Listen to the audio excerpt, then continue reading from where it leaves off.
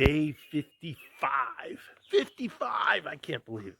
Anyway, all packed up. It's 8:30. Gonna head out. Got about a 13-mile day planned today. More if I feel like it.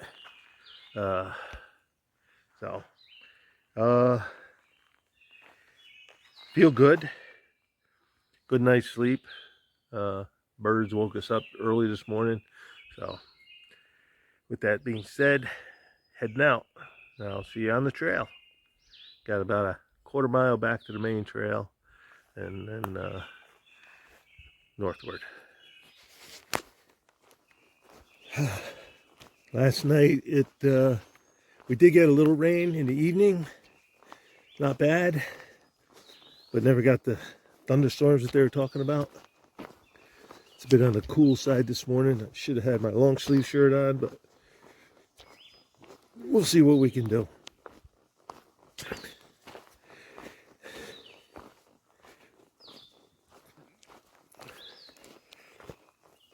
All right, let me get on where it,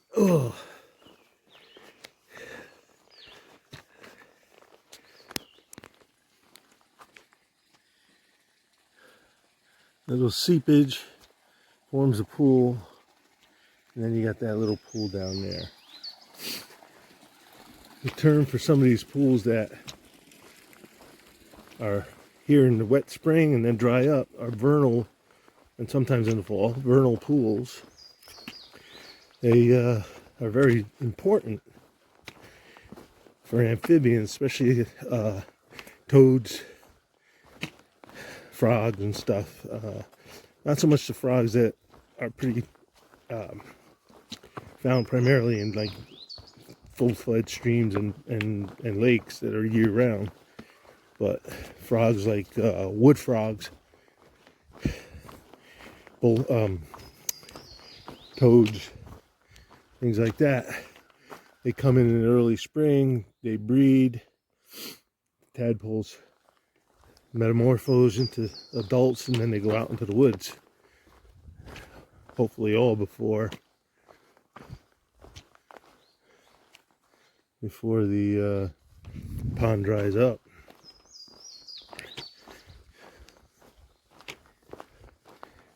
Yeah, big ones, wood frogs, spring peepers, a lot of the tree frogs. The woodland frogs are big on the vernal pools. So dry seasons could be very difficult, or because not to have a good breeding season. All right, looks like I got to climb, so I'm gonna get to it, and I'll bring you back for all the cool stuff.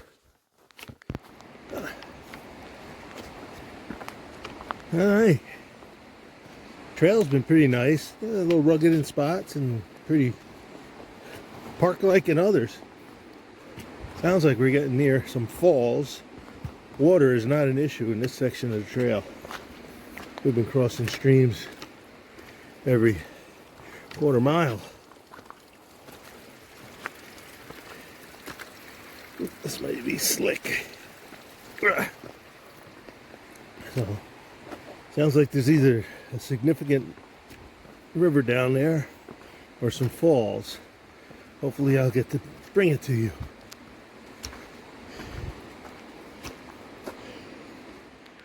All right. The AT just joined up with the Virginia Creeper Trail again. So I'll be taking that for a little while, I guess. And we'll see.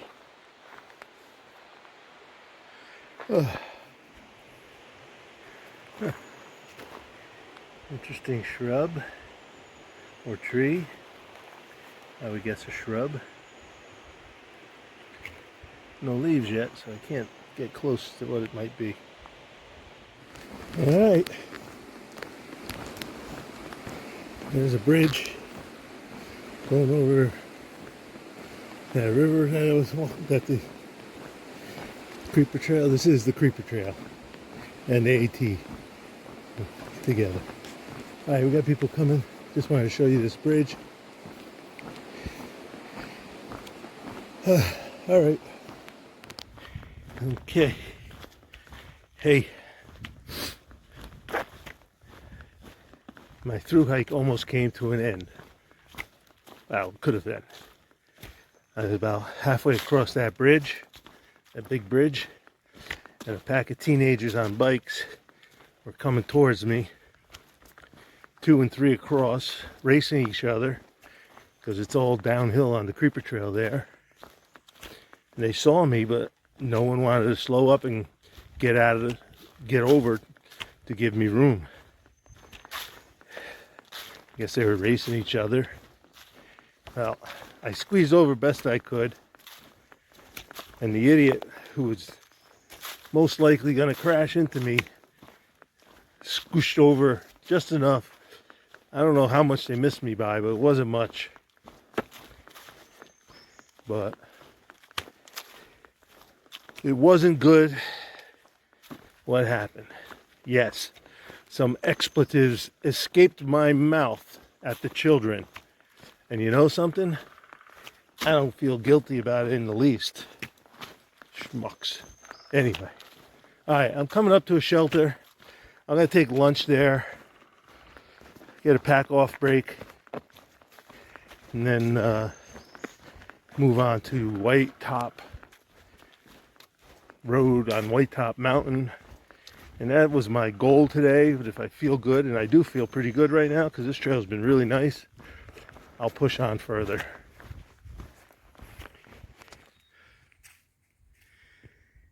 Okay. Right there. There. And there are what we call bracket or shelf fungi. These things are not the full fungus. These are just what we call the fruiting bodies. They're the part of the fungus that produces spores, which scatter about and start new fungi. All right. This is a small part of the fungus. The rest of the fungus is all laced in the tree with things called hypha or mycelium. And I'll see if I can find a bunch of them so I can show you what they look like. I'll have to find a rotted tree. Bracket fungi or shelf fungi. Here's an old oak. I should say a dead oak being consumed by fungi. All right. Remember, these are not the entire fungus. These are just the fruiting bodies, the parts of the fungus that make spores to seed in elsewhere and get dispersed. These are just the spores are formed underneath. You see those little cavities? There you go. And then they release from there and travel in the air until they find a suitable place to germinate. And then they grow into another fungus. But this is just a minimal part of the entire fungus. This fungus has got tendrils, mycelium is the term, that work their way throughout the tree or whatever organic matter it's consuming. All right? Remember, funguses do not photosynthesize. They don't make their own food. What they do is they digest the materials of organic materials. Organic materials meaning stuff that was alive at one time. Essentially carbon-based life forms. Those tendrils work their way throughout the tree, we'll say, that the fungus is growing in. They secrete enzymes that help dissolve the cellulose. The cellulose is the wood fiber. And they use that, what they dissolve, they digest it and use it for food. And I come across a tree with a good collection of hypha or mycelium, then I will show it to you. I'm sure to come across one soon. Okay. There's another one like this that are browner. And they're called turkey tails because they have the band on the end, similar to a turkey tail when it fans out its tail. What it looks like. These are essentially look the same, but they're whiter. Whether they're called turkey tails or not, I'm not sure about.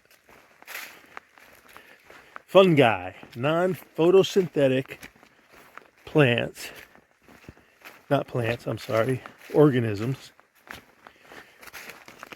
that live off of organic matter. The term for those kind of things are saprophytes. Sort of like the cancer root doesn't break down organic matter, but it's non-photosynthetic. Indian pipe, not plants. I know I keep wanting to say that. Indian pipes are saprophytes. They live off of organic matter in the soil. So that's today's ecology lesson. Fungi. Kind of like me. I'm a fun guy. All right. That was bad. We'll see you up the trail. This dead tree here gives us a perfect example of the parts of the fungus that you don't see.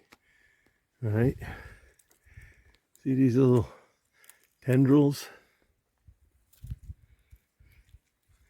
These are the mycelium that the fungus sends out throughout the plant to transport nutrients, to secrete enzymes that help dissolve the cellulose in the organic matter that it lives off.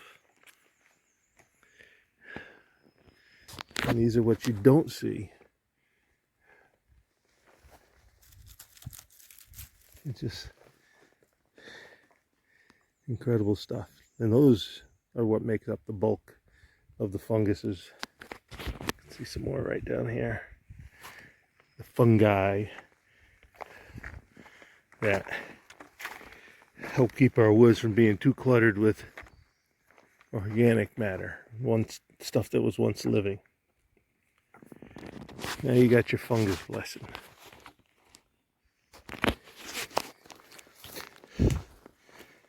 Those tendrils that the fungus sends out scatter throughout the forest floor and interconnect a lot of the fungi. And there's a lot of research going on of how they, I want to say, communicate or interact with each other and with other plants like trees. So there's some interesting research going on that. But there's also research in how plants nearby each other can communicate, and I think there's some stuff in how they can help each other out. If a plant is short on nutrients, another plant could help it out. Stuff like that. But I think that's, well, maybe not in its infancy. It's still in the stages of being understood fully. But again, the part of the fungus you see is really only a small part of the entire organism. It just puts those things out to reproduce. All right, I got some climbing to do.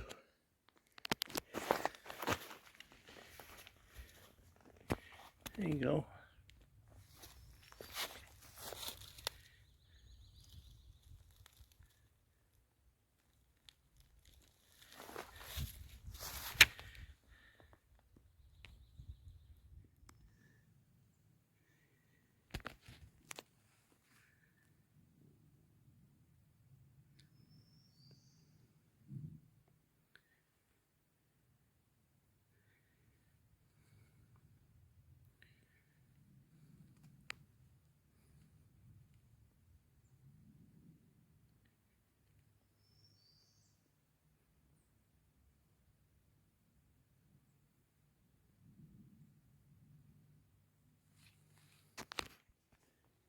On the way up to Whitetop Mountain, I have to go through a stile. For those of you who don't know, these are here around fields so people can go through, but the animals don't want to go through them. And you can see barbed wire. So this grassy field must be somebody's property, and they have livestock on it.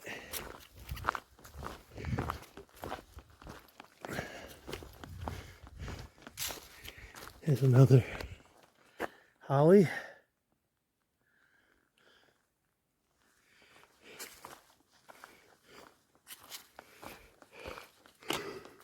Oh, I guess those stairs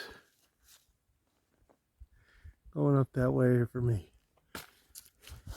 All right, I'll bring you pictures when I get to a clear view up on the grassy meadow.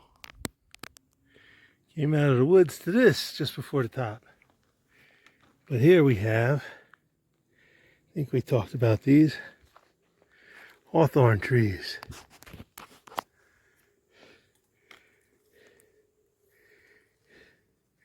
You don't want to get caught on one of those.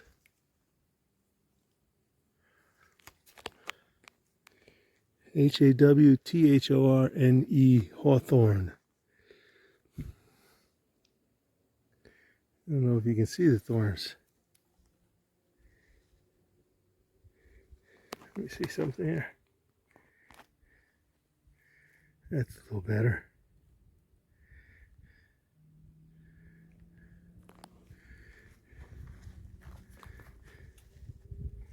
Look at those babies. Ouch. I was just leaving the hawthorn. Look at that. Someone's been scratching.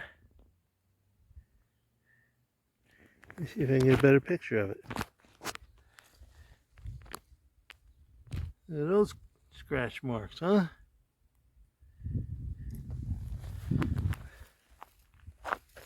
Interesting.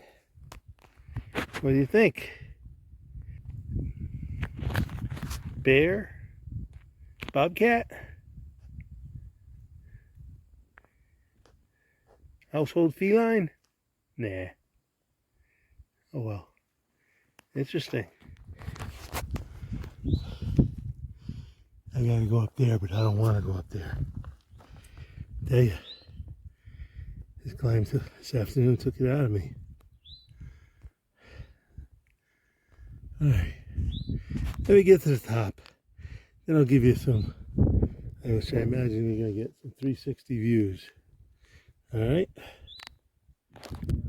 There's a view for you.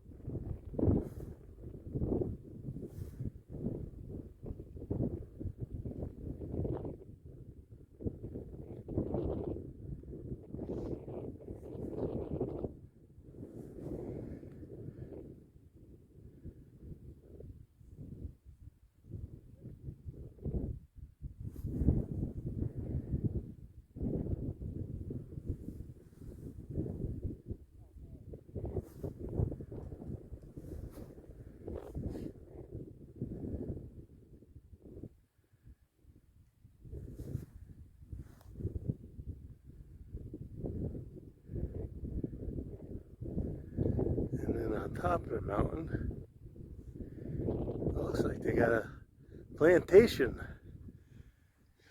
tree plantation for lumber. Interesting. I don't know. Alright, well that's a 360. Don't know where I'm going to end up tonight. Okay, that was Buzzard Rock. That wasn't even Whitetop. The trail does not go to the top of Whitetop, but does go to a parking lot that accesses the top. So, I got another mile to get to that parking lot. And after that, I have to look for a spot to pitch a tent. So, yeah, bear down and make it happen. You can see dead man walking going into the woods right there. That's where the trail goes. All right, I am going to put the camera away, try to bang out this mile so that I can rest my weary dogs. See you down the trail. All right, it's 4:30, still hiking. Hit a bit of a dilemma. The camping after White Mountain was right after the parking lot, Whitetop Mountain, and there were a bunch of locals there. So, hey Al, yeah, I'm at a stealth spot shortly past Whitetop Mountain. The campsites right by the parking area were filled with locals, so did not want to deal with that. So I went a little further, found some water, and then found this spot. Nice little spot, not totally level, but it'll work for tonight. And got my tent up. I got to set up the insides, then I got to make dinner. So I am going to work on that. If I get a chance, I'll bring you back for end of night, but if I can't, end of day 55. All right, I'm all set up here. My sleeping bag's ready to go. My quilt, I should say. Got my little clothesline working. I'm making a little hot water to make some pasta primavera. I like this. And what I do is I add a packet of chicken to go with it. Get my protein levels up. Once I'm done eating, I'll clean up. Minimal cleanup because I'm just boiling water. Everything else goes in the trash. I'll brush my teeth and hang my food. My bear line is already up. So it is 5:40, late night. All right, let me finish my dinner and hang everything up, and I'll try to come back to you before I go to bed.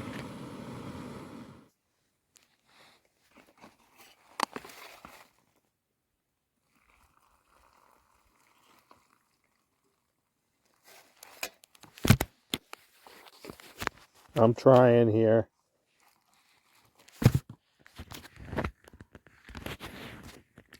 Tonight's dinner is pasta primavera with chicken.